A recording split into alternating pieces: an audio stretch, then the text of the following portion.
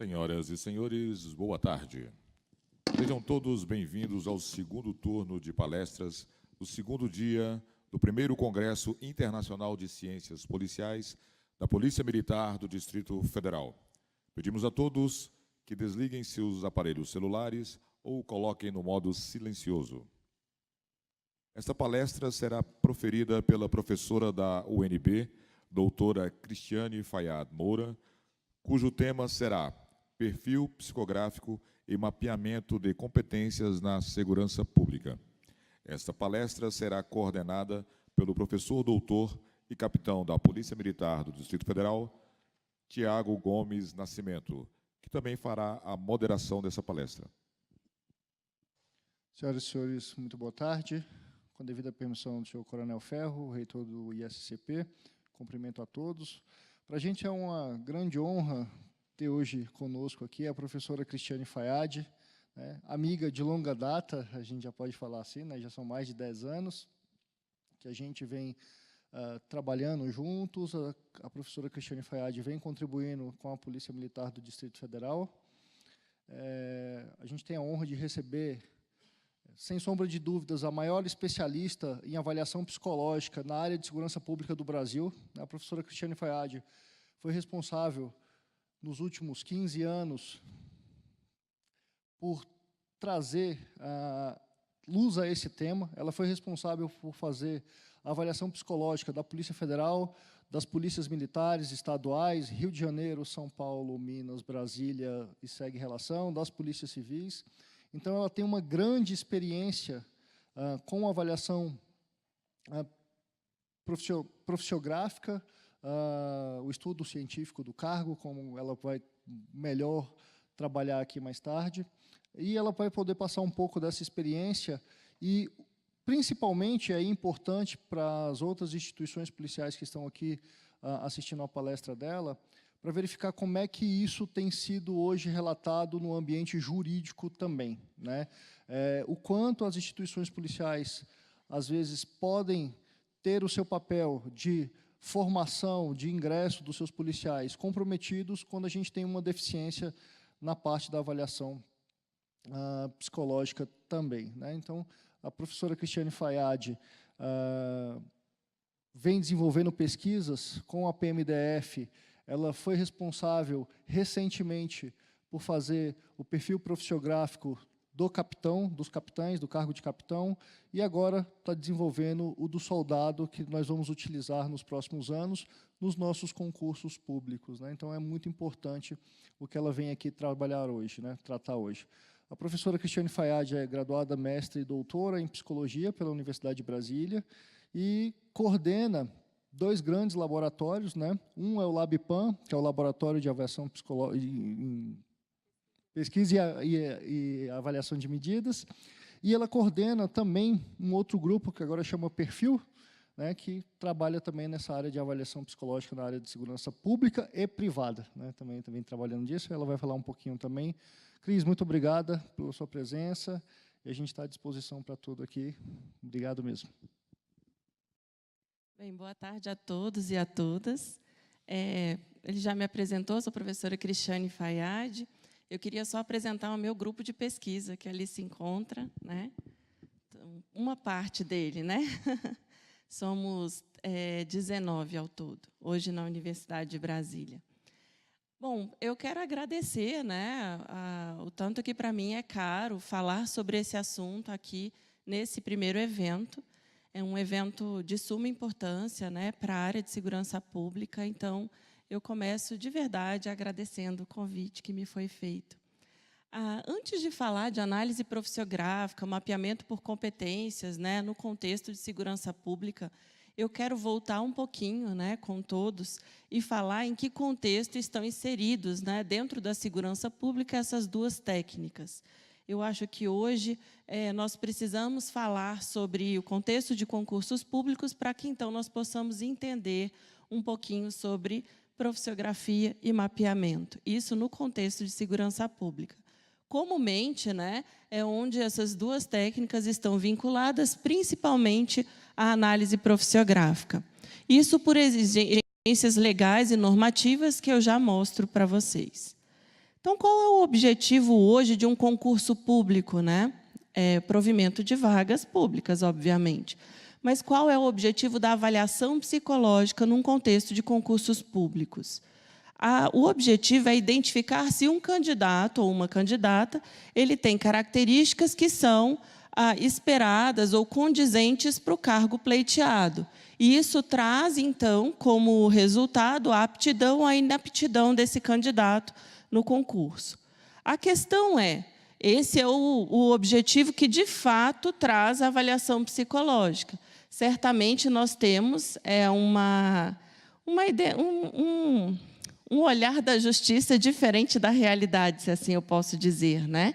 Porque a justiça, ela muitas vezes espera de nós, nessa fase, que nós consigamos identificar psicopatologias ou candidatos que venham apresentar comportamentos inadequados dentro da instituição.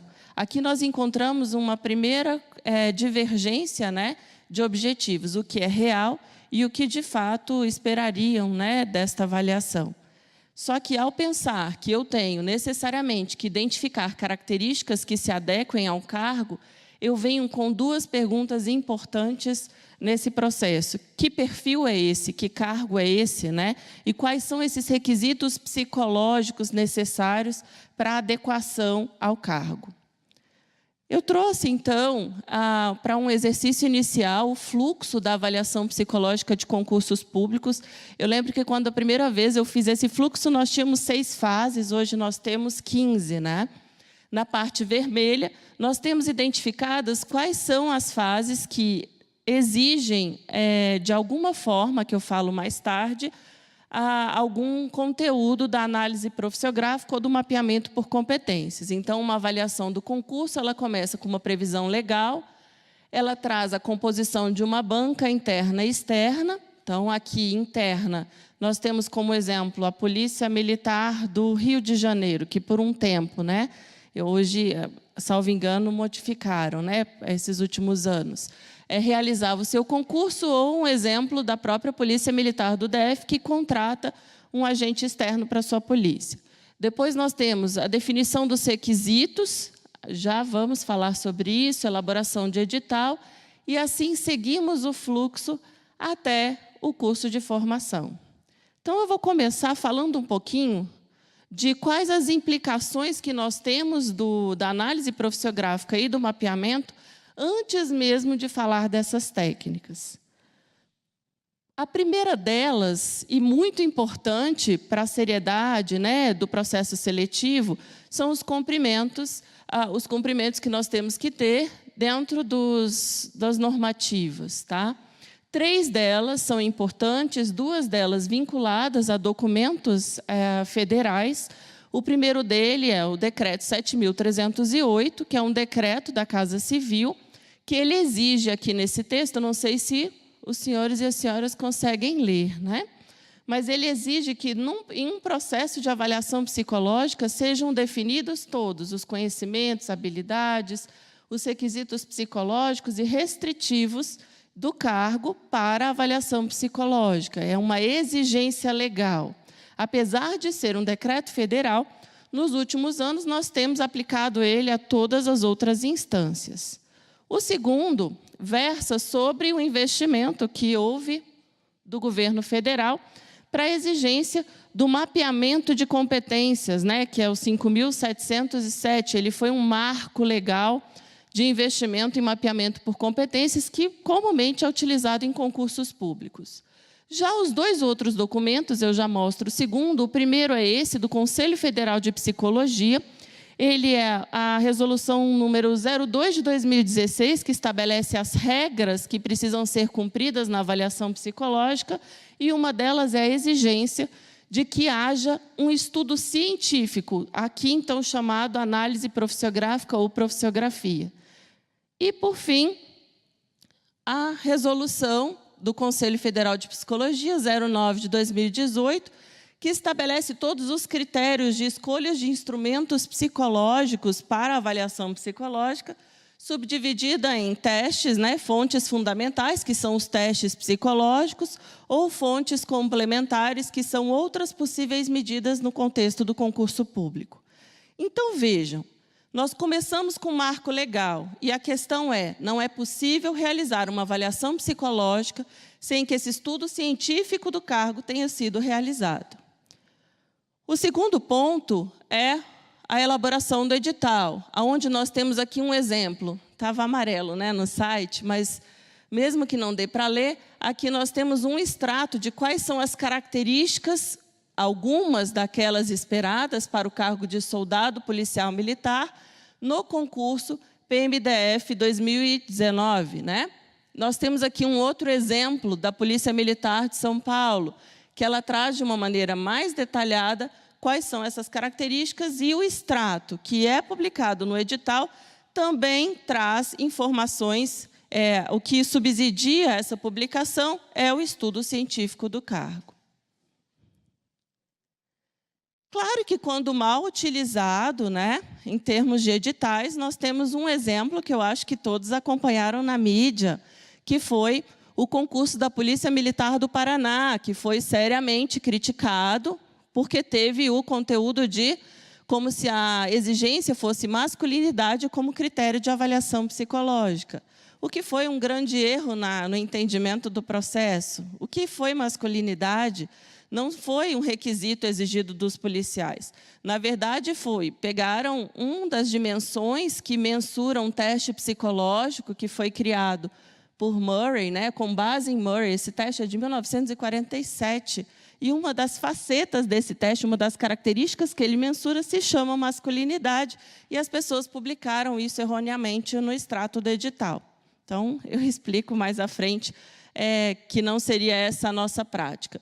O que subsidia aqui, o que diz quais são essas características que vão contemplar os editais, que vão ser inseridas nesse edital e publicadas, né, nesse documento, elas necessariamente precisam estar contempladas nesse tal, então, perfil ou estudo científico do cargo. Outro ponto importante no uso desses documentos é porque, a partir de uma análise profissiográfica ou de um mapeamento por competências, nós identificamos todas as técnicas que serão obrigatoriamente utilizadas no certame, dentro da avaliação psicológica. Que testes serão aplicados, quais os critérios de corte, né, em termos de exigências, de nível de inteligência mesmo. Né? Então, eu preciso de uma inteligência mediana para um cargo específico, eu preciso de uma inteligência acima de uma média, né, uma inteligência superior, em cima de critérios previamente definidos nos testes psicológicos, que são instrumentos científicos com evidências de validade. Então, quem vai me dizer quais são essas técnicas e de que forma eu vou utilizar esses critérios, necessariamente também recai sobre o uso do estudo científico do cargo. Aqui, a título de exemplo, nós fizemos, em 2016, um levantamento de quais eram os testes mais utilizados entre 2004 e 2014 no Brasil e quais eram os critérios que eram utilizados nas diferentes instituições de segurança pública. E tivemos aqui alguns exemplos que eu mostro para vocês. Então, nós temos aqui um teste de inteligência, raciocínio analógico dedutivo, foi um dos testes que eu participei da criação. Nós temos aqui um perfil, né, de uma instituição X, onde nós temos uma inteligência na faixa de 80, e nós temos só 16,1% de candidatos inaptos dentro desse concurso. As exigências de diferentes instituições, elas variam. Então, algumas instituições exigiram percentis baixos, né, uma exigência baixa de inteligência, e outras instituições exigiram uma inteligência muito superior para a execução do cargo. Obviamente, isso estava totalmente alinhado a esse perfil e a essa exigência, tá, do cargo. Aqui é um exemplo de neuroticismo, uma característica que nós chamamos de instabilidade emocional, onde nós temos características como depressão, impulsividade e outras, né, que tratam da questão da instabilidade emocional. Então, nós temos scores muito altos, né, adequados nesse caso, e pouca inaptidão nesses concursos. Tá? Já falo que implicação nós temos sobre isso. Por que é importante para mim começar falando sobre concursos públicos? Porque nós estamos hoje no Brasil em uma situação muito delicada no que versa a avaliação psicológica.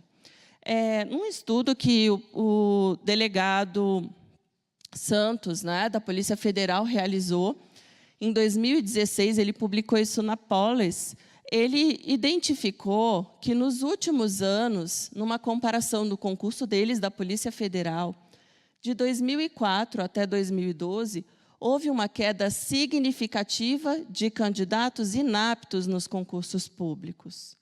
Então, houve algumas hipóteses para isso. O que estão acontecendo nos concursos públicos do país? O perfil que nós temos são, então, de candidatos mais aptos às instituições de segurança pública, por isso que nós temos uma redução do número de inaptos. O problema estão nas medidas que nós estamos utilizando dentro da avaliação psicológica ou nos perfis profissiográficos. Fomos estudar, então, sobre isso e identificamos que um dos fatores que mais influenciou a queda de inaptos em concursos públicos, vejam, eu coordenei esses 2 certames. Esse aqui nós tivemos, na época, não era da Universidade de Brasília, né? Eu estava vinculada a uma instituição que realiza concursos públicos pela FUB. Aqui nós tínhamos 20,86% de candidatos aptos quanto delegados, e aqui nós tivemos uma queda para 6,33% candidatos não recomendados. O primeiro fator de influência da questão da queda de inaptidão foi o estudo científico do cargo, tá? A necessidade de aprimoramento dos estudos científicos do cargo. Um estudo que estivesse mais adequado ao que era exigido para essa instituição. Mas o mais importante foi o quê? A publicidade, a maior consequência que nós tivemos, né, dentro de a queda do número de inaptos, está no vazamento dos testes psicológicos na internet. Então, para quem trabalha nessa área, sabe que 86% dos nossos instrumentos estão publicizados na internet ou com apostilas que são vendidas, né, online ou em cursinhos, quando os nossos candidatos, eles erroneamente entendem que eles podem se preparar para a avaliação psicológica da mesma forma que eles se preparam para uma prova objetiva, desculpa. Então, aqui está hoje, para nós, um dos nossos maiores desafios da avaliação psicológica. Isso é muito importante, né, nós conversarmos antes de eu mostrar a análise profissiográfica, porque poucos são os instrumentos que nós temos disponíveis no Brasil para avaliação psicológica. Para raciocínio numérico, nós temos 2 instrumentos, se eu preciso avaliar em um concurso. Um já está publicado na internet e o outro também. Então, hoje, muitas vezes, o que é delicado, eu não sei mais se eu estou avaliando, de fato, as características do candidato ou a sua memória. Quando ele vai na internet, decora os testes que estão publicizados e vai no dia do concurso e me traz o gabarito desse teste e não uma avaliação desse construto. Então, eu estou avaliando a sua inteligência ou o que você estudou na internet? Eu estou avaliando características de personalidade adequadas para o cargo ou estou avaliando treinos que você fez antes de chegar ao concurso público? Então, isso centra hoje uma das maiores problemáticas que nós vivenciamos na avaliação psicológica. Outro ponto, né, importante são os cursinhos, né? Nós temos um número muito grande de cursinhos ministrados aí, isso desde 2009, 2010, a gente vem conversando sobre isso, né? Não só na academia, mas em outras instâncias, nas instituições. Isso também, para nós, é um problema. Então, vem uma pergunta importante para nós. Será que a avaliação psicológica é suficiente para identificar um perfil adequado? É um questionamento mesmo. Tá? Será que é suficiente, então, lançar mão da avaliação psicológica como um único critério avaliativo para a avaliação dos requisitos psicológicos na entrada desse candidato na instituição de segurança pública?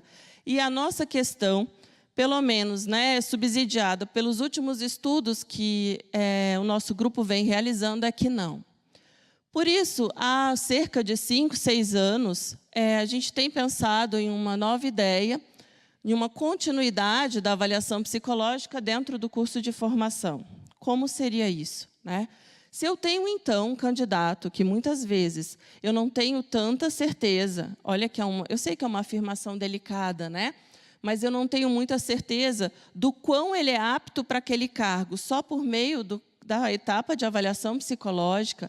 A ideia é que as instituições de segurança pública lancem mão de um processo continuado de avaliação. Isso já ocorre, né, em algumas instituições do Brasil, para que nós tenhamos o quê? Uma avaliação dentro do curso de formação que nós chamamos de avaliação complementar. Ou mesmo, em uma experiência da Polícia Federal muito bem sucedida, uma avaliação comportamental contínua, feita pelos instrutores por meio de fichas de avaliações comportamentais dentro do curso de formação. A ideia, então, é que, mesmo que ele tenha passado pela avaliação psicológica enquanto etapa do certame, esse processo ele seja continuado dentro do curso de formação. Essa seria a ideia. Porque é no curso de formação que, muitas vezes, ele vai trazer à tona comportamentos contraproducentes ou comportamentos que não são adequados para o cargo, que na avaliação psicológica não foram captados.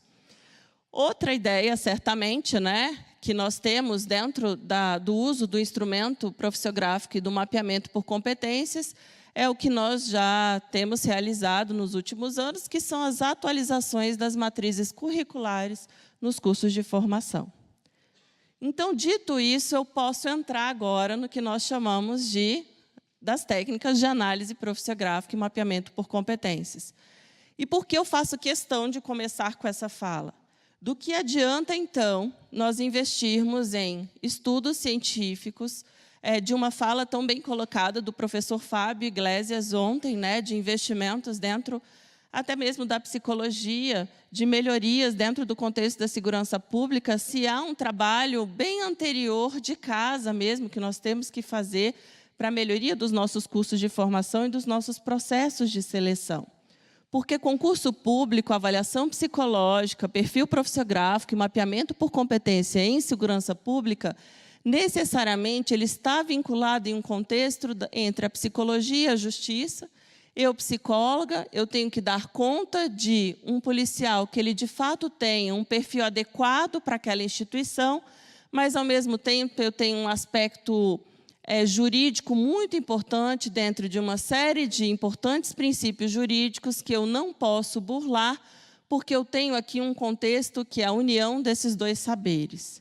O que nós temos visto hoje, antes de começar, é a necessidade de revermos os processos que antecedem os estudos científicos do cargo e os mapeamentos por competência dentro das instituições de segurança pública, certo? Então, agora vamos falar um pouquinho do que é, então, a análise profissiográfica, né? Nós temos 3 termos no Brasil: análise profissiográfica, profissiografia ou estudo científico do cargo. Segundo o decreto 7.308, a Justiça hoje só aceita o termo estudo científico do cargo. Então, análise profissiográfica e profissiografia já não podem mais ser utilizados, tá? Apesar do Conselho Federal de Psicologia, né, ter insistido na publicação desse termo, a Justiça já não o aceita mais. E o que seria esse estudo científico do cargo, então? Nada mais é do que uma metodologia que nós utilizamos para analisar em profundidade, de uma forma detalhada, as características do cargo e as suas necessidades, antes de qualquer tipo de intervenção. Então, quais são os fatores que nós avaliamos? Quais são os requisitos, né? Primeiro, nós avaliamos a missão desse cargo, as tarefas e ações reais que são executadas no contexto do trabalho, quais são os requisitos psicológicos, quais são os requisitos restritivos, quais são os facilitadores e dificultadores, incidentes críticos mesmo, e fatores que restringem ou impedem o exercício do cargo, certo? Qual que é a diferença da análise profissiográfica ou do estudo científico do cargo para outras técnicas de análise do trabalho? Dentro da análise profissiográfica, eu obrigatoriamente preciso avaliar a população do cargo ou uma amostra muito representativa. Então, não serve mais para nós, em termos jurídicos, estudos feitos. Vamos reunir aqui cerca de 5 psicólogos e algumas autoridades, alguns oficiais, né? E vamos definir o que nós achamos, ou qual deve ser o perfil para esse cargo, isso não existe mais em questões legais. Nós precisamos necessariamente de um estudo científico para isso. Nós temos alguns passos que são seguidos, né, para a construção desse perfil. O primeiro deles costumam ser passos assim, né? Nós fazemos um grupo focal. Nesse grupo focal é uma reunião com especialistas, de 6 a 12 especialistas, que são referências no cargo, onde nós colocamos quais são as regras de conduta do grupo, desenvolvemos, né, dentro desse grupo focal, um levantamento de todas essas informações que eu acabei de mostrar para vocês, e, depois disso, construímos um instrumento profissiográfico, aplicamos esse instrumento e elaboramos o que nós chamamos de ficha profissiográfica, e a ficha profissiográfica que traz para mim todas as características que precisam ser avaliadas no certame. Então, um exemplo aqui que eu trago é do soldado policial militar do Distrito Federal. Tá? Eu não vou apresentar os dados hoje, né? Mas, a título de exemplo, isso aqui é uma parte do instrumento profissiográfico que eu trago.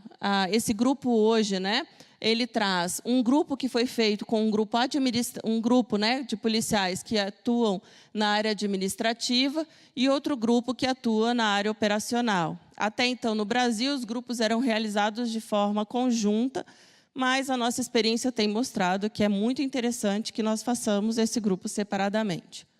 Aqui ele traz, então, quais são as tarefas e as ações, e ele vai avaliar para mim qual a importância que ele traz, qual a frequência que ele realiza essa tarefa e qual a dificuldade que ele tem para a execução dessa tarefa. Feito isso, a próxima etapa, isso já é um instrumento, um modelo que foi construído lá no grupo focal, tá? Nós temos uma lista de requisitos que foram levantados pela referência do cargo, tá? Então, um grupo, por exemplo, de 12 soldados policiais militares, e eles são referências para a instituição, e eles fazem um levantamento dessas características. Isso me faz fugir do achismo, né, de uma validade de face que não vai me acrescentar muito dentro do processo de avaliação psicológica.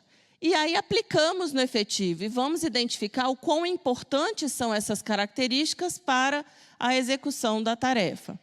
E ainda temos exemplos aqui de facilitadores e dificultadores que são dados, né, que são levantados por nós para nos auxiliarem na leitura, né, do todo. Um exemplo de um resultado, aí já, né, daqui da Polícia Militar, da profissiografia de capitães, hoje a polícia recebe, então, formalmente, uma lista de tarefas com a análise da importância que são atribuídas a essas tarefas, qual é o índice de dificuldade, qual é a frequência de realização. Então, veja essa primeira tarefa, exercer a gestão em nível intermediário da PMDF. Ela tem uma tarefa de suma importância, porque era uma escala de 1 a 5. Ela tem uma dificuldade mediana e ela também é muito realizada. Tá? Então, esse é o dado que hoje nós produzimos nessa análise profissiográfica.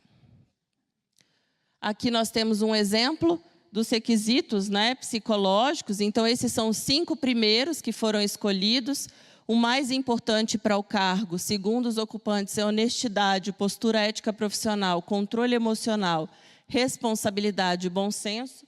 E os 5 de menor importância são dinamismo, perspicácia, raciocínio espacial, atenção concentrada e memória visual. Esse é um perfil dos capitães também, aqui da polícia, um exemplo dos requisitos psicológicos. Será que isso era suficiente, né, para nós? Então, nós descobrimos que não. Né? Nós parávamos muitas vezes nas análises descritivas básicas, ou muitas vezes em algumas análises, como análise fatorial, que é um tipo de análise estatística. Então, nos últimos anos, quando, de fato, né, eu assumi a Universidade de Brasília, nós investimos em algumas inovações dentro dos estudos científicos e no mapeamento. Tá? Dentre essas inovações, nós fizemos um investimento no aprimoramento das análises realizadas, em investimentos multimétodos, né? Então, para além do grupo focal e uso de questionário, uso de instrumentos não verbais, técnicas do design thinking, a técnica de sombra, por exemplo, uma técnica de diário, que é um acompanhamento diário para saber se, de fato, aquelas tarefas foram realizadas ou não, e outros investimentos de aprimoramento nessa técnica de análise profissiográfica. Então, voltando aqui um pouquinho. Quando eu avalio essa tabela, se eu for colocá-la numa linha reta, é como se tudo fosse importante para eles, né? Nós fizemos esse teste. Por que o aprimoramento das análises realizadas foram importantes para nós? Então, se vocês olhando para essa figura aqui, o que eu tenho?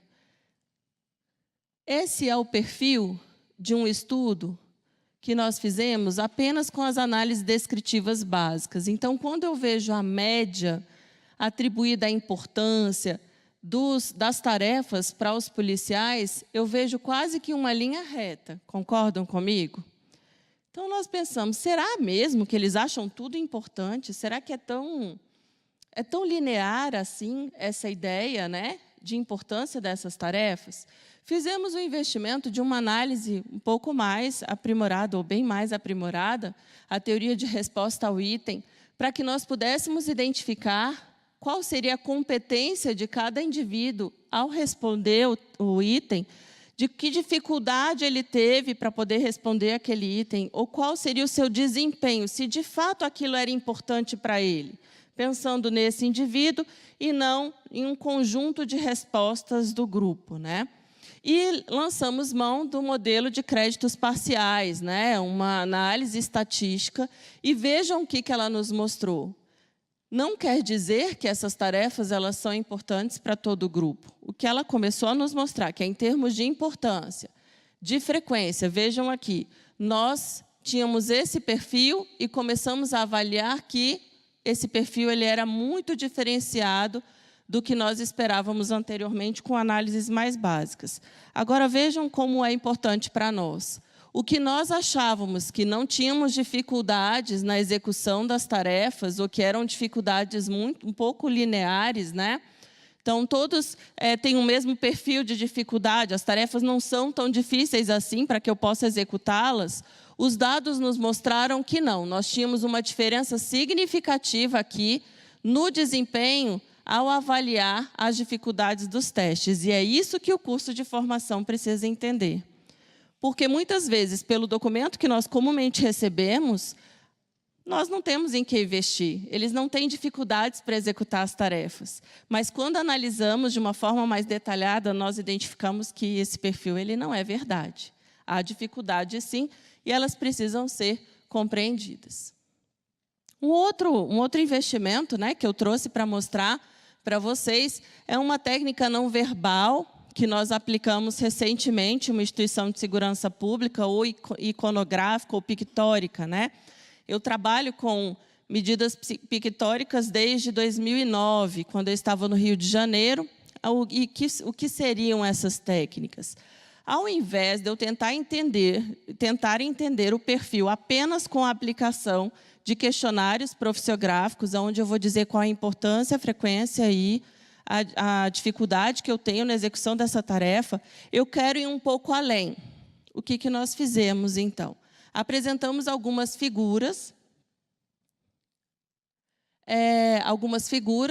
que tratavam sobre a realidade do cargo e eram figuras que representavam a execução de uma tarefa específica. Por que nós lançamos mão dessa técnica? A literatura nos mostra, né, que quando nós temos figuras ou técnicas não verbais, comumente elas eliciam respostas mais complexas, né, dos avaliados. Reduz problemas relacionados a nível de instrução, que não é o caso dos senhores, né, mas em outros casos, como na segurança privada, eu tenho esse desafio. Acessa respostas menos automáticas, tá? Mais engajadas subjetivamente, e elas eliciam uma maior quantidade de informações relacionadas a estados emocionais e percepções acerca da atividade laboral dos participantes. Então, vejam que interessante. Esse exemplo aqui que eu trouxe, um dos exemplos que nós utilizamos, para cada imagem, então, foi apresentada uma imagem para o policial. Ele teria que escolher 3 requisitos psicológicos mais importantes para a execução daquela tarefa. havia perguntas abertas, tá? Para que ele pudesse me dizer, né, quais são os requisitos psicológicos e a experiência subjetiva que está envolvida na execução das tarefas, e um formulário com dados sociodemográficos. O que nós fizemos, então? Eu não vou mostrar, claro, né, todas as análises. Aqui é um exemplo de uma instituição de segurança pública. Essa foi a imagem mostrada. Aqui ele deveria escolher quais são os requisitos dentre uma lista que eram mais importantes para esse tipo de execução de tarefa. Depois, nós tivemos aqui, vou pegar uma cola aqui, a definição dos requisitos psicológicos para esse outro grupo de tarefas, e aqui, no restante do instrumento, ele deveria avaliar das tarefas, né, indique das 3, em sua concepção, que são mais exigentes em termos psicológicos. Então, quais dessas tarefas são as que mais exigem, né, requisitos psicológicos na sua experiência? Depois disso, nós perguntamos para eles, considerando as atividades que você indicou como mais exigentes, quais são os sentimentos e emoções que percebe quando está executando. Normalmente, ao finalizar a execução dessas atividades, como você se sente, né? E uma pergunta muito importante para nós foi, em sua concepção, seu dia a dia de trabalho, quais são as emoções ou sentimentos, tanto positivos quanto negativos, que são mais comuns no seu dia a dia. Então, eu trouxe aqui um pouquinho desse resultado. Eu só vou mostrar nuvens de palavras, né, que seriam as palavras que tiveram o maior número de frequência na resposta desses participantes. Ao pensar, então, na execução das tarefas, vejam a ansiedade como ela aparece, nervosismo, vida, aqui é o lado emocional, e são palavras muito vinculadas à questão de saúde mental, tá? Quando nós perguntamos sobre sentimentos e emoções que estão vinculados à finalização de cada tarefa, vejam como aparece certamente o cansaço, né? Mas também parece a satisfação, né?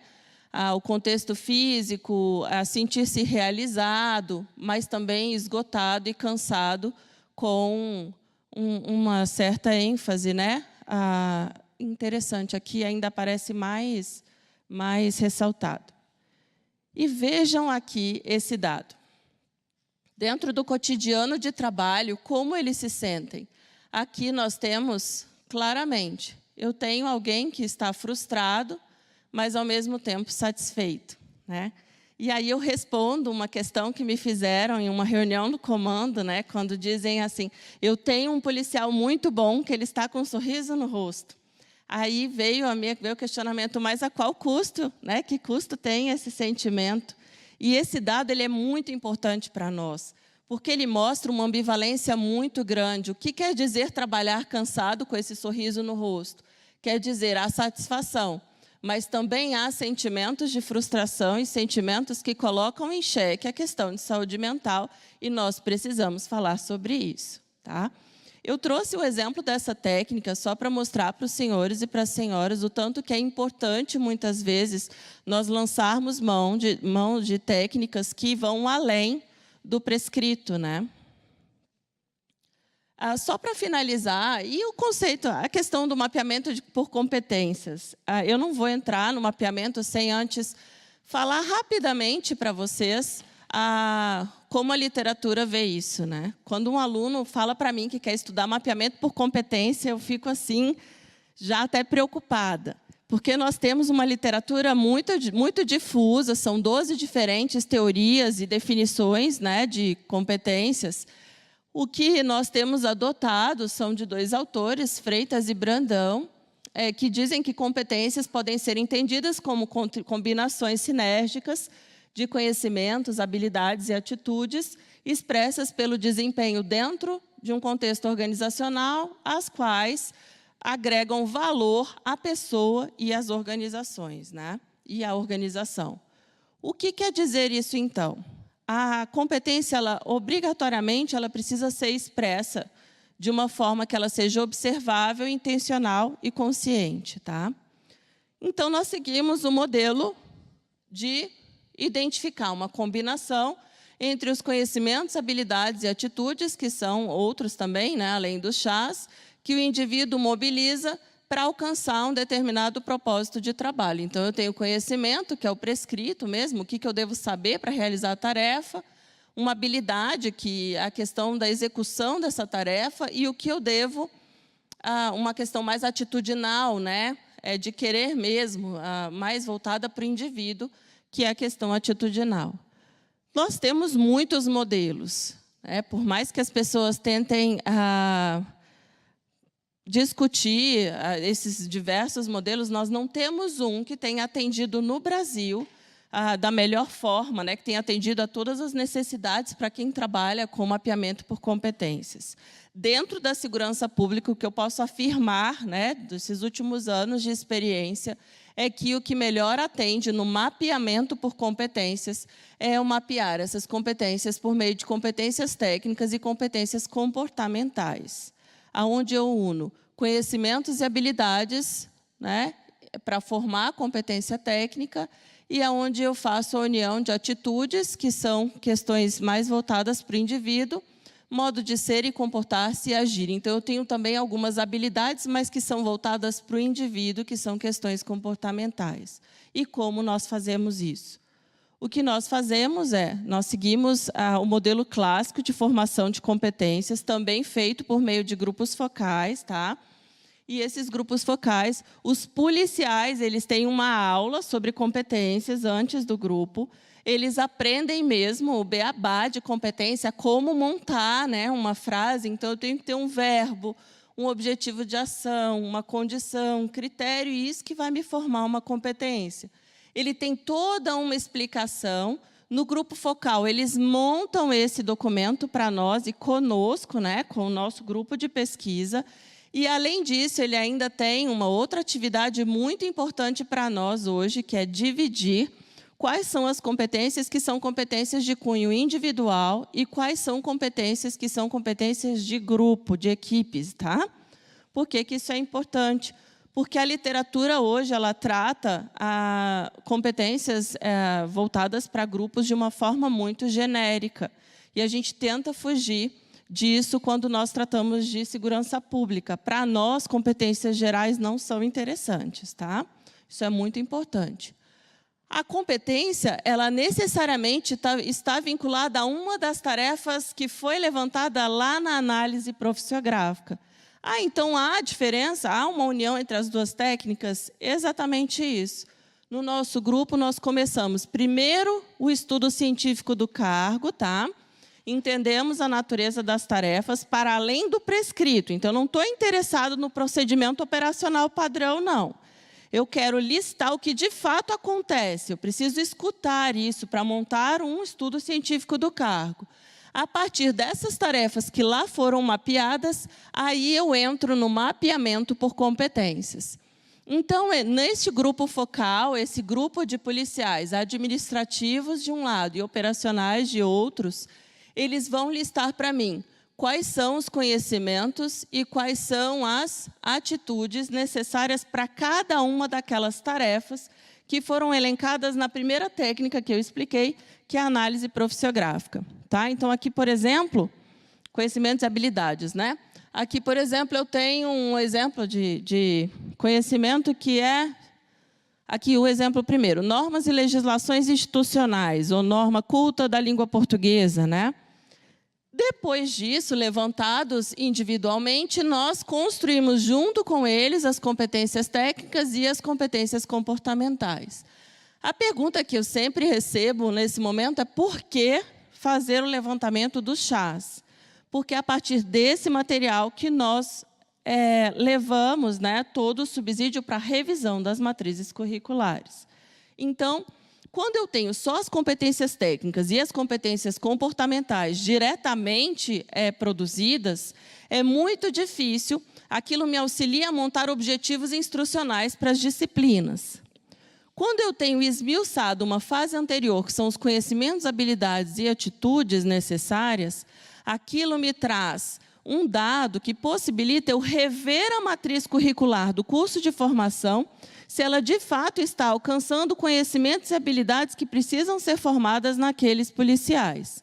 E eu digo tranquilamente que, na maioria das vezes, não. tá? Nós temos cursos de formação que estão muitas vezes, não digo sobre a PMDF, mas de outras tantas instituições que já estão muito defasados para o que, de fato, precisa ser formado, né, ou treinado, principalmente em questões operacionais. Falas que não são minhas, são lugares de falas dos próprios policiais. Por fim, né, que eu estou ali de olho no meu horário, além, então, da análise profissiográfica e do mapeamento por competências, um terceiro estudo que veio, assim, que foi importante, né, para nós nesses últimos anos, foi entender, além da questão da tarefa, né, da análise profissiográfica, do que de fato ocorre dentro daquele cargo, além do mapeamento por competências, que é entender essas competências comportamentais e técnicas, nós também problematizamos um terceiro ponto que versa, né, sobre o perfil psicológico para manuseio e porte de arma de fogo no Brasil. Tá? Por que isso?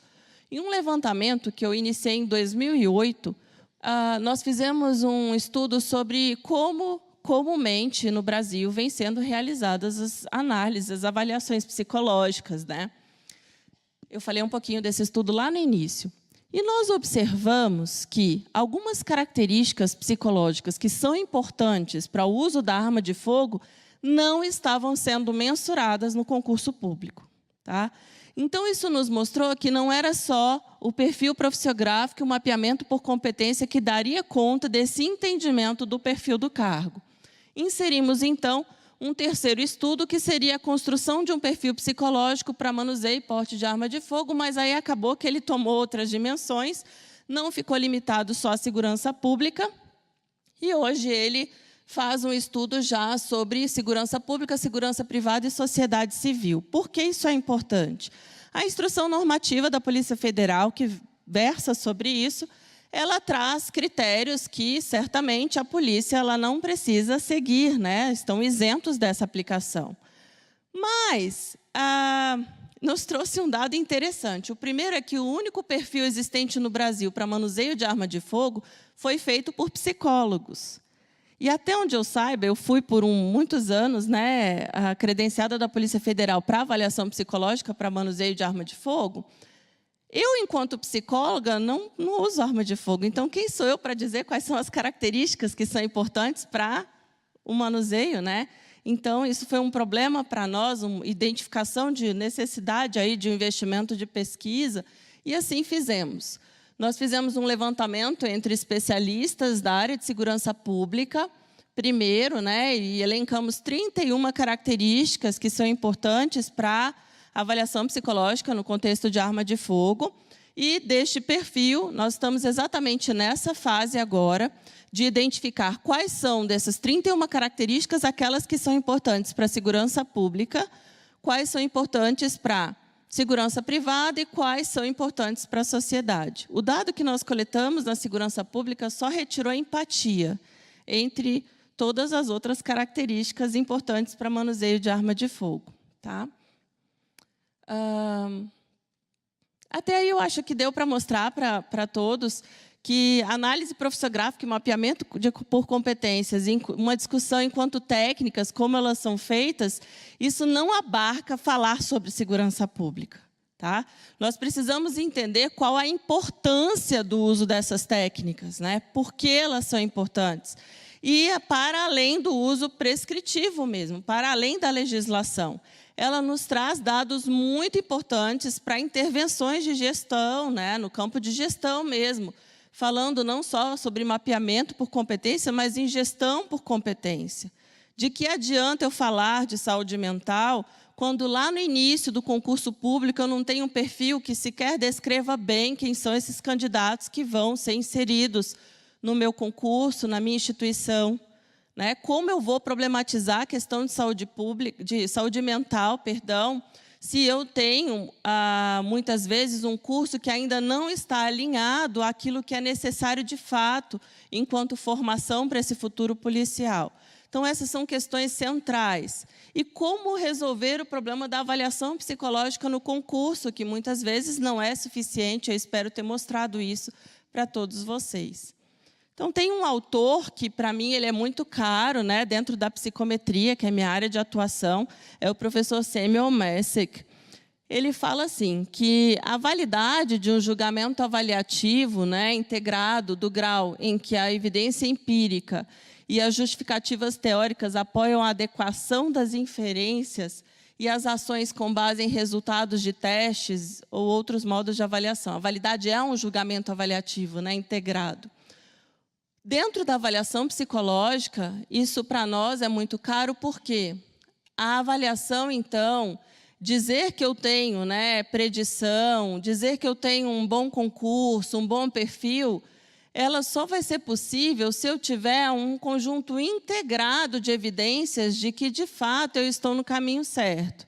De que aquele meu perfil traçado inicialmente, ele tem evidências de validade de que, de fato, houve um bom desempenho no cargo. Eu preciso de um conjunto de estudos de evidências que mostrem que aqueles testes psicológicos que eu apliquei na minha avaliação psicológica são testes que discriminaram esses candidatos de alguma forma. Então, aqueles que tiveram a instabilidade emocional foram eliminados do concurso. Ou então, um dado que eu mostrei para vocês, mas já tem um tempo, lembra que eu mostrei um dado de neuroticismo, onde nós tínhamos muitos candidatos aptos? Sabem por que nós temos muitos candidatos aptos? Lembram do gráfico? Será que é porque nós temos muitos candidatos que são estáveis emocionalmente? Ou será que as normas que aqueles instrumentos, para que aqueles instrumentos foram construídos, estão adequados para a instituição de segurança pública? Até isso nós já testamos. Uma das questões que nós já afirmamos em vários congressos, muitos dos instrumentos psicológicos, eles foram construídos com base, né, em normas de alunos de graduação de cursos de psicologia do país. Então, quando eu vou aplicá-lo e vou comparar aquela média do estudante de psicologia com um policial mesmo, será que ele acaba sendo apto não porque ele está estável emocionalmente, mas porque aquela norma ela não está adequada para aquele contexto. Tá? Então, o Messick ele foi muito importante para nós, porque ele começou a questionar também quais são as consequências das nossas avaliações, que ele chamou, então, de validade consequencial. Será que nós estamos no caminho certo, né? Será que os nossos concursos, as nossas avaliações, o nosso curso de formação, de fato, tem mostrado, tem formado, no nosso caso aqui, né, do contexto de fala, o melhor policial, ou policial com saúde, ou um policial, e tantas outras questões que permeiam aí essa fala em cima do que Messick fala. Para fechar, quando eu falo assim de quais são então os nossos desafios, né, quando eu falo de análise profissiográfica, mapeamento, quando eu falo sobre concurso público, em algumas palestras, eu acho que o nosso maior desafio é conseguir alinhar tudo isso, né? Avaliação, curso de formação, cursos específicos de treinamento, né, e capacitação, mesmo dos policiais mais antigos, essa questão da avaliação continuada, a questão da justiça, o perfil, o mapeamento, com pesquisas que vêm sendo desenvolvidas no contexto de segurança pública, e com outras questões de gestão mesmo, né? A questão da saúde do policial, parece que são questões totalmente desmembradas. Então, ele faz a avaliação psicológica, agora vai para outra área, agora vai para curso de formação. Esse curso de formação, ele utiliza os dados da avaliação psicológica? Tá, agora ele vai para o estágio probatório. O estágio probatório, ele faz algum tipo de acompanhamento passado, né, desse histórico da entrada? Algumas instituições, sim. Os senhores, né, os da Polícia Militar do DF, já fizeram isso algumas vezes, né, no passado. Eu não sei hoje como que isso se encontra. Mas a questão é como falar sobre saúde, né, se nós não temos uma integração aí de todos esses sistemas. Só para não deixar de falar sobre isso, né, antes de encerrar minha fala, eu sei que quando eu falo sobre avaliação continuada, né, as pessoas falam, isso não é possível, né, eu vou ter muitos embargos, eu vou ter muitos problemas na justiça.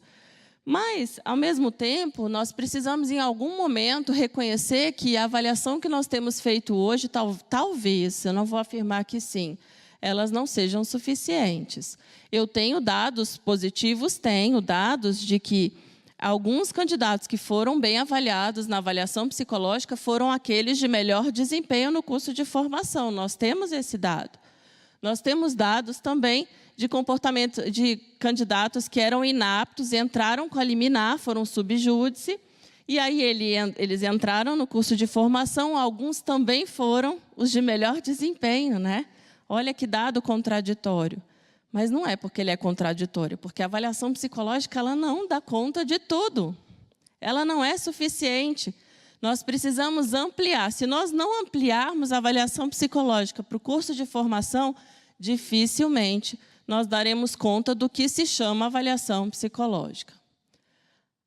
Então, o que eu quero dizer é que nós temos aí a previsão legal, edital, nós temos dados aí positivos, né, dentro da avaliação psicológica. A Polícia Federal ela teve um ganho muito importante no seu curso de formação, aonde candidatos que mostraram comportamentos contraproducentes foram expulsos mesmo do curso de formação. Esse dado ele é público, né, na Justiça. Nós temos exemplos de pesquisas de instrutores, treinamentos de instrutores, acompanhamentos psicoterápicos no curso de formação. Então, nós já temos exemplos positivos dessa prática, ela já é real no Brasil em algumas instituições de segurança pública.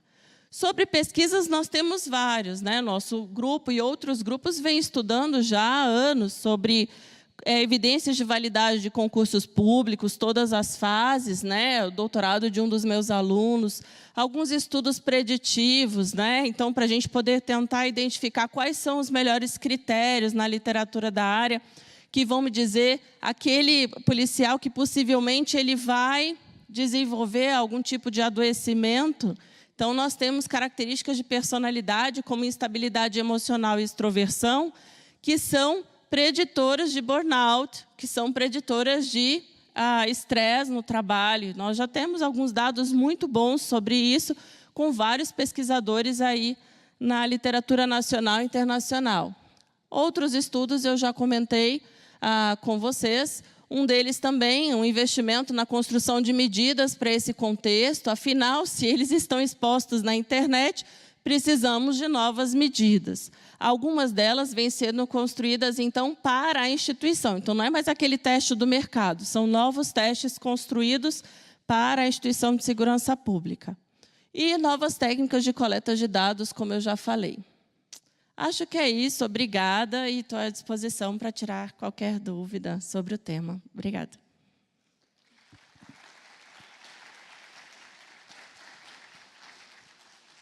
Obrigado, Cris. Bom, eu vou abrir para as perguntas, mas antes de mais nada, eu queria novamente agradecer à professora Cristiane Fayad, por favor, mostrar que o trabalho dela vem contribuindo e muito para a Polícia Militar do Distrito Federal, né?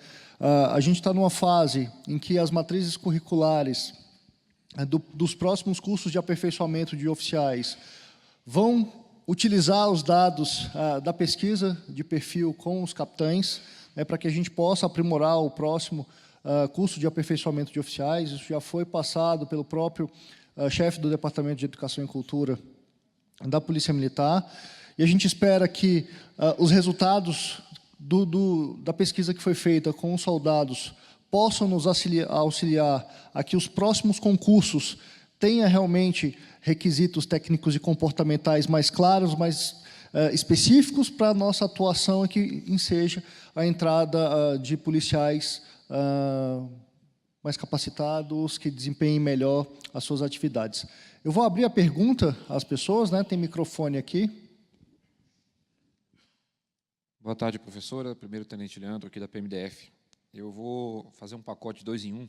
O primeiro deles é em relação vou dizer, a finalidade do trabalho de mapeamento em si, utilizando como base o nosso estatuto, que prevê que cargo policial militar é um conjunto de deveres e responsabilidades, né, atribuições inerentes ao policial que está em serviço ativo. Eu até conversava aqui com o coronel Vasconcelos e fiz a seguinte pergunta: coronel, qual que é quais são as atribuições específicas de um tenente-coronel? O que um tenente-coronel faz que um capitão não faz? E por aí vai, podemos pegar qualquer posto ou graduação na polícia. Porque, me corrija se eu estiver errado, na percepção que eu tive da apresentação, o perfil ele é muito voltado de acordo com a percepção que o profissional tem em relação às suas atribuições. Mas como é que ele pode ter essa definição se nós não temos regulamentação de quem faz o quê? Eu sei que quem comanda um batalhão, de acordo com o nosso decreto, é um tenente-coronel. Eu sei que o subcomandante é um major, mas para aquela função específica, quais são as atribuições mais pormenorizadas daquele profissional? E vou usar o exemplo do meu CFSD em 2003 e do meu CFO em 2012 e 2014, onde o concurso foi para oficial da Polícia Militar no posto de segundo-tenente, mas esse mesmo curso de formação me habilita a sair pelo menos a capitão. E aí eu já entro na segunda pergunta. Vinculando ao cargo policial militar, que por previsão de lei é dividido em postos e graduações, como que eu consigo aplicar na prática isso que foi feito, por exemplo, na Polícia Federal? Porque nas instituições militares, e a exemplo da PMDF, quando o candidato ele se matricula no curso, ainda que o curso não tenha começado, ele já é policial militar. Nas instituições civis, eu vou usar o exemplo da Polícia Civil, ele faz o curso, mas ele não tomou posse. Ele precisa aguardar ainda um momento posterior. No nosso caso, não é assim. E existem aspectos legais que, por exemplo, me impedem de, literalmente, dar um pé na bunda daquela pessoa que não preenche determinados requisitos específicos para o desempenho do cargo, e exemplos a gente tem de sobra. Vamos lá, por partes, né? A primeira pergunta, o estudo científico do cargo, ele centra no real e não no ideal. Não me interessa o que é prescrito, não me interessam documentos formais, porque muitas vezes eles não me trazem a realidade do que eu executo de fato. Então, quando eu inicio o processo de estudo científico do cargo e eu trago aqueles policiais que são referência, né, que têm experiência, eles vão me dizer o que, de fato, eles realizam. Mesmo que aquela descrição ela vá além da sua competência na sua função. Isso é muito importante de ser alinhado. Em uma das fases, depois do grupo focal, certamente nós temos as entrevistas de validação com superiores hierárquicos, que muitas vezes, eles, quando avaliam, eles dizem, olha, essa tarefa aqui não é competência. Olha, isso aqui ele não realiza, ele auxilia na realização, onde muda o âmbito, né, de intervenção que você tem numa tarefa. Ao invés de você executar, você vai auxiliar na execução. Mas, mesmo quando nós temos essa intervenção dos superiores hierárquicos, nós voltamos aos ocupantes do cargo e questionamos se, de fato, aquilo acontece. Posso te dar um exemplo muito fora do nosso contexto aqui, desse tema de segurança pública? Sabe a secretária que ela é contratada para um escritório de advocacia e ela precisa buscar os filhos do patrão na escola? Eu estou interessado em saber tudo o que ela faz, se aquilo está prescrito, se aquilo foi combinado ou não. E aí eu sempre sou questionada se isso não entra na questão de desvio, né, de tarefa. Mas eu preciso do real. Independente de que custo isso traga para a corporação, nós precisamos ter muita clareza do que de fato é executado.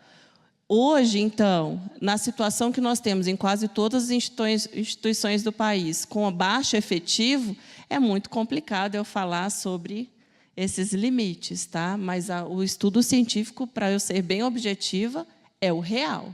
Eu não estou interessada no prescrito, no ideal, ou como deveria ser, não. Eu quero saber o que de fato acontece. E é em cima disso que nós montamos os requisitos e todas as outras classes aí que são levantadas, tá? Não sei se te respondi, então você me argumente caso eu não tenha respondido. Sobre a segunda questão, mudando a lei. Isso é impossível. Não, não é. Eu tenho acompanhado no país e não há outra forma. É mudando a parte que rege o concurso, que rege, desculpa, a profissão, que rege... Isso já tenha sido, isso já é um fato. Nós temos Ceará, tem alguém do Ceará aqui? Não? Polícia Militar do Ceará, ela faz 2 tipos de avaliações psicológicas. Ele tem direito à primeira, mesmo que ele entre dentro do curso de formação, ele tem direito a uma segunda. Caso ele seja eliminado, aí sim ele sai do curso de formação. Nós temos polícias que estão revendo a sua legislação, porque é a única forma de nós darmos conta disso. Tá? Então, assim, não é impossível. Agora, o quanto que isso vai ser desafiador, isso é um outro ponto. Mas eu acho que nós já temos respondido com dados científicos o suficiente para tirarmos, né, as instituições de um lugar assim de que é possível continuar como está. Porque no curso de formação, quando ele apresenta os comportamentos contraproducentes, ou quando ele falsifica uma assinatura, ou quando eu vou pegar numa arma lá na minha parte prática do curso de formação e eu tremo e eu falo, eu não consigo. E aí, qual é a tendência? Eu não elimino? E aí, é possível não eliminar? Juridicamente, não. Então, a gente precisa pensar como nós vamos ter que rever essas normas para que isso seja possível. Eu sei que não é uma resposta que todo mundo gosta muito, mas é o que é para sair do lugar aí que nós estamos hoje. Tá? Essa é a única solução.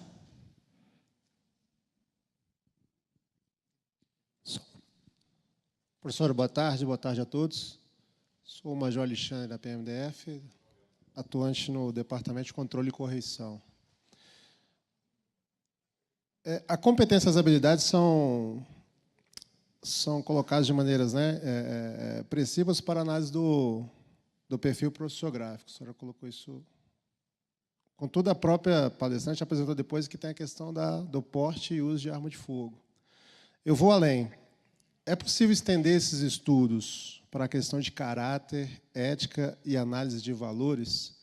E uma segunda pergunta seria, do mesmo modo, a gente tem como apontar aos candidatos tendências às transgressões disciplinares e também um caso que está muito em voga, que são as questões de suicídio, uma vez que apresenta muito a questão da satisfação e a frustração ao mesmo tempo? Obrigado, professor. Obrigada. Eu tenho uma pergunta anterior, antes de responder ao senhor. Do policial que já está na instituição ou do candidato? Tá, então, a pergunta seria, quanto que eu consigo predizer esses comportamentos, né? Não como o concurso é feito hoje. Isso eu falo tranquilamente, com base em dados e experiências de quase todas as instituições aí, pelas quais, né, nós já trabalhamos. A avaliação psicológica, ela não faz psicodiagnóstico. Tá? Nós não temos como objetivo identificar psicopatias. Eu não consigo identificá-las da forma que nós fazemos testagem, aplicações de testes psicológicos. Se eu não aprimorar a avaliação para além dos testes, né, e entender a diferença entre a avaliação psicológica do concurso público e uma avaliação médica psiquiátrica, isso é um grande desafio para nós. Então, são 2 questões. Primeiro, eu preciso aprimorar a avaliação, por isso a sugestão do curso de formação.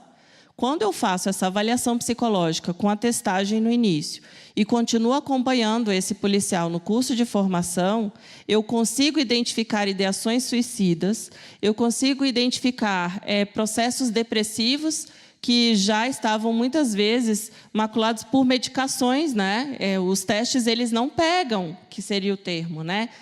Do bafômetro, assim, uma analogia agora rápida. Não é possível, não é esse o propósito da avaliação psicológica como ela é feita no Brasil. Tá? Seria a avaliação de características do candidato, se elas são compatíveis com aquelas esperadas. Agora, se há o que eu recebia muito da justiça, né, sociopatas ou outras condições, e possíveis suicidas, né, ideações de autoextermínio, como hoje nós afirmamos, não é possível como nós fazemos hoje. Tá? Isso, tranquilamente, tenho como te responder. E temos que rever também como é feita a avaliação médica, né? Porque, muitas vezes, eu não falo da instituição de vocês, eu não acompanhei esse último concurso, tá? Mas falo assim com propriedade de muitas outras, só uma avaliação psiquiátrica, como é feita, também não é possível. É rever processos, tá? Temos que rever processos. Te respondi? Boa tarde, professora. Obrigado pela sua presença. Eu tenho mais uma curiosidade, porque assistindo a palestra, eu sou policial em Los Angeles, então a gente lida muito com essa questão da eliminação do candidato baseado em certos critérios pro candidato, não pro policial. A pergunta que eu tenho é, na sua experiência, e isso baseado em muito que eu ouço dos meus colegas aqui no Brasil, a senhora já teve uma dificuldade ou já foi desafiada juridicamente pelo laudo que a senhora emitiu a respeito de um candidato? Eu digo no sentido, o candidato é eliminado, digamos, no começo, no processo. Lá na frente, ele entra, digamos, tenta entrar com a liminar, desafiando o seu laudo, e talvez sim ou não a justiça vai, atropela ou não o seu laudo, e força a instituição a aceitar esse candidato por vias jurídicas. Eu gostaria de saber um pouco da sua experiência em lidar com a justiça, ou com outros colegas que talvez vão emitir um laudo contra a senhora, e por aí vai. Dezenas e dezenas e dezenas de vezes, né, seria a resposta. Dentro da avaliação psicológica, muitos são os argumentos contrários à validade dessa etapa no concurso público. Agora, possivelmente, no próximo ano, nós vamos publicar um livro que trata sobre isso. 2 capítulos que foram escritos por um delegado da Polícia Federal, Dr. Anderson Pereira Silva Santos. Ele fez um levantamento de todas as decisões favoráveis e desfavoráveis às avaliações psicológicas do país dos últimos anos.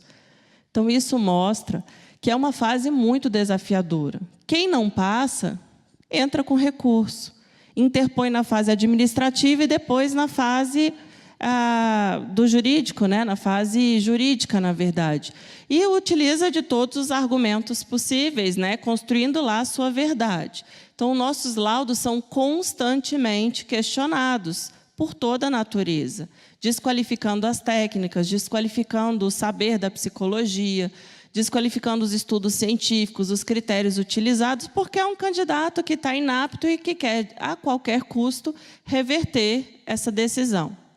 O que nós fizemos em um dos estudos, mas não foram publicados, né, pelo o dado delicado que ele produziu, é que nós temos alguns candidatos inaptos, que são candidatos subjúdice, né, como o senhor deve conhecer, que entram para o curso de formação e não são candidatos de fato, porque eles não passaram na avaliação, eles entram com liminar e viram um candidato subjúdice.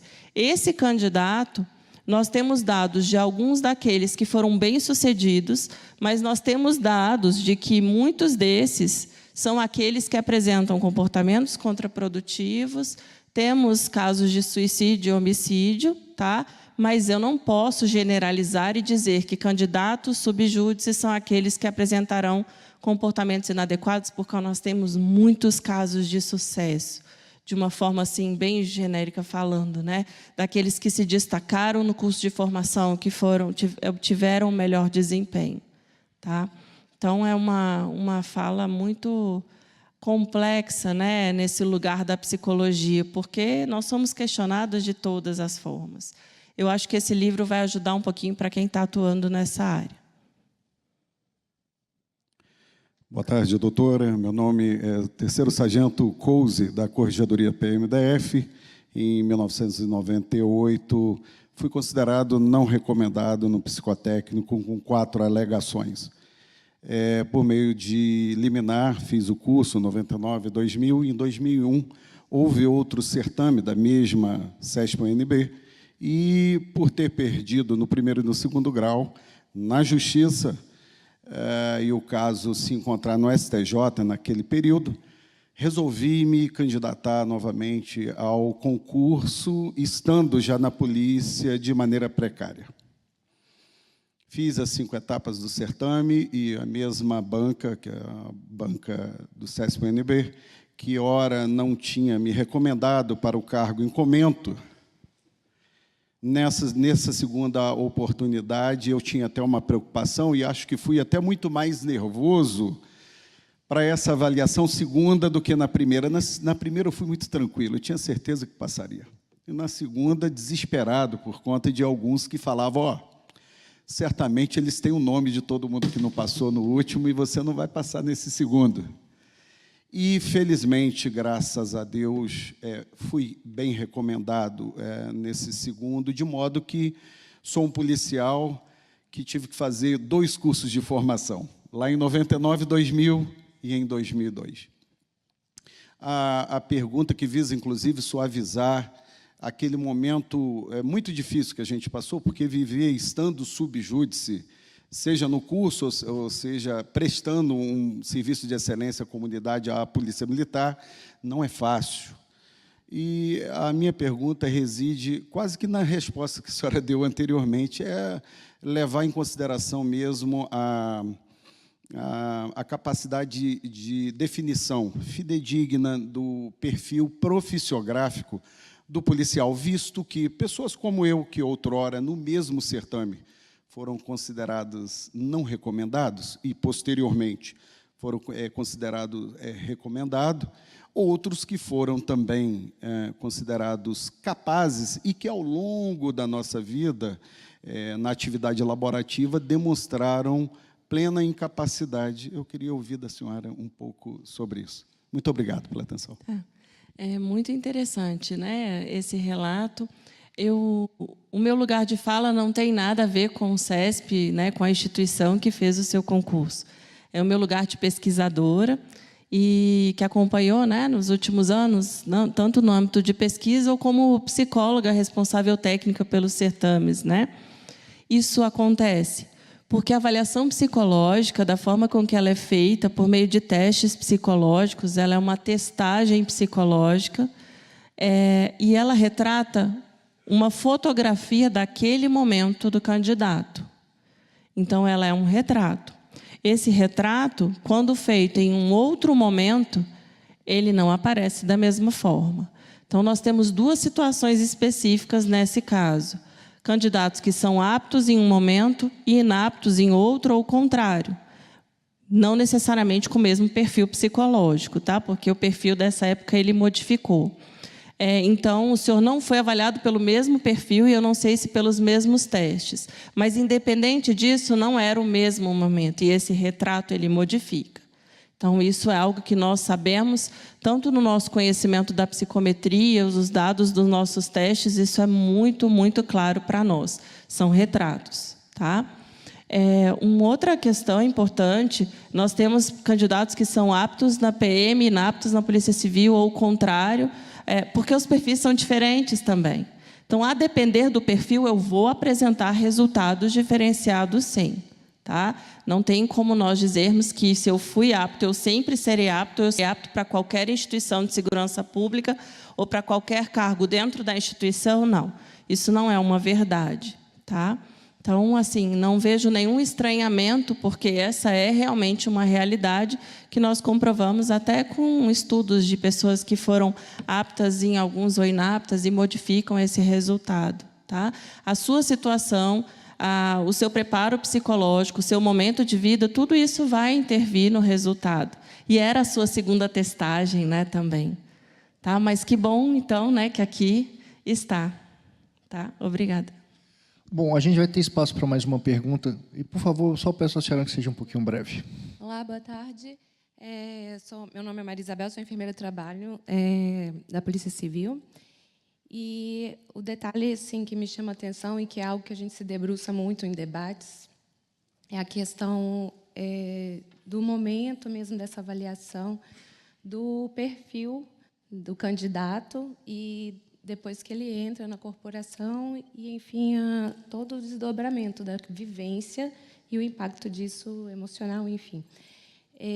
Eu só queria chamar a atenção para um detalhe que, após o contato desse candidato policial dentro de uma atividade de academia, não tem como mais a gente precisar o quanto daquele contato foi contributivo, né? Às vezes a pessoa já tinha um traço de uma característica que foi iniciado a partir daquele contato. E fica muito difícil, em questões previdenciárias e judiciais, determinar se ele já vinha com uma questão ou o trabalho foi fator desencadeante, isso é literatura, Schirling, né?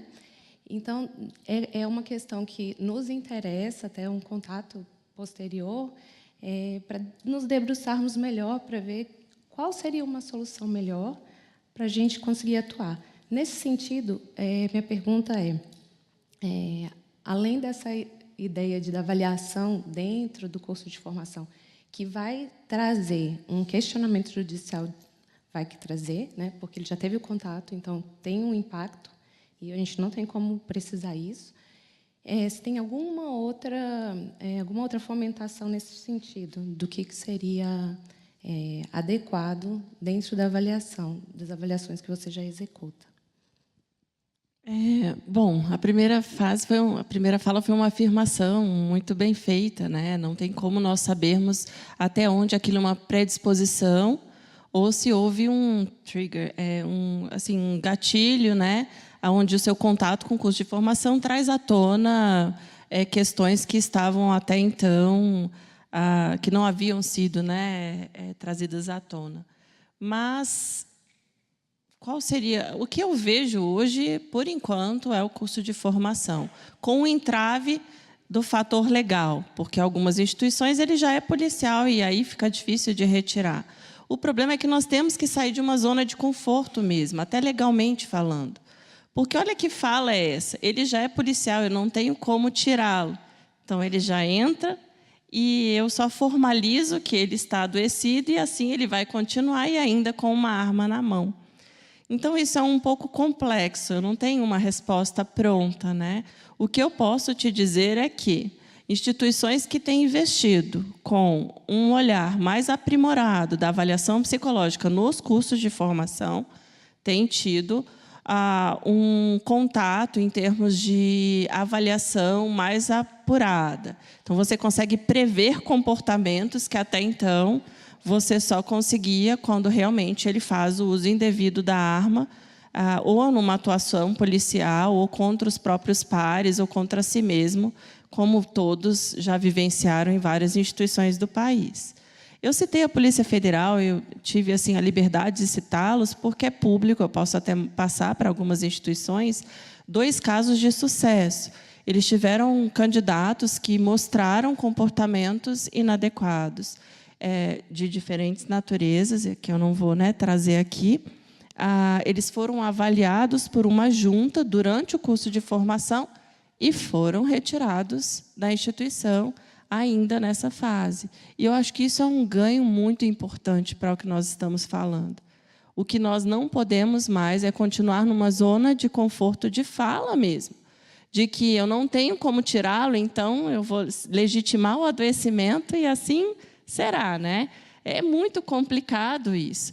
E toda vez que dá algum problema, eles voltam para a avaliação psicológica, para que a avaliação possa justificar aquele comportamento inadequado ou contraproducente, ou aquela psicopatia que foi muitas vezes indicada em alguma atuação de uma disciplina prática teórica no curso de formação ou lá no estágio probatório. Não, isso não é uma questão só da avaliação. Isso é uma questão da avaliação, do acompanhamento do curso de formação, da qualidade do curso de formação, da qualidade e do acompanhamento do estágio probatório. Isso é processo.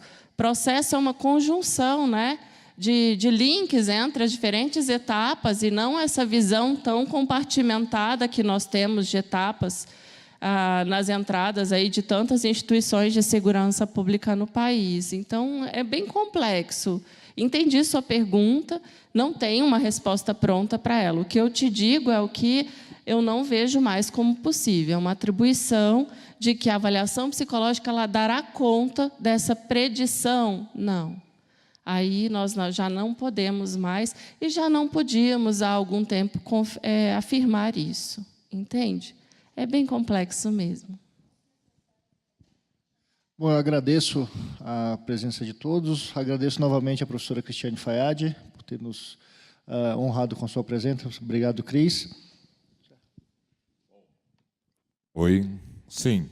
Sendo assim, agradecemos à professora doutora Cristiane Fayad por sua palestra, tema bem interessante, bem pertinente.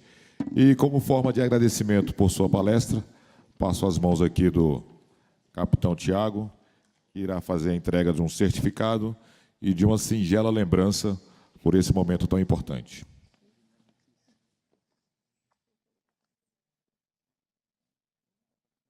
Senhoras e senhores, uma salva de palmas para a professora Cristiane.